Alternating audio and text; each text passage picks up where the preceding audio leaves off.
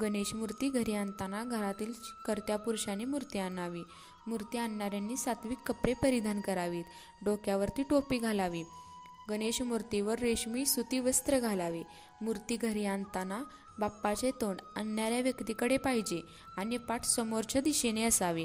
बाप्पाचा जय जयकार करत नामजप करत मूर्ती घरी आणावी. नंतर घरी आल्यावर उंबरठ्याच्या बाहेर मूर्ती आणणाऱ्याच्या पायावर दूध आणि नंतर पाणी घालून बाप्पाचे तोंड हे घराच्या आतील दिशेकडे करून बाप्पाचे औक्षण करून मूर्ती आत आणावी. सजवलेल्या मखरात किंवा चौरंगावर अखंड अक्षता ठेवून त्यावरती मूर्ती ठेवावी. आपली सजावट अपूर्ण राहिली असल्यास मूर्ती एखाद्या सुरक्षित ठिकाणी ठेवावी. नंतर सजावट पूर्ण झाल्यावर मूर्तीची स्थापना करावी.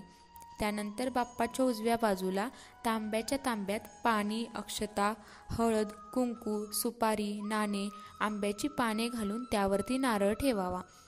लाल फूल आणि दुर्वा वाहून बाप्पाची पूजा करावी.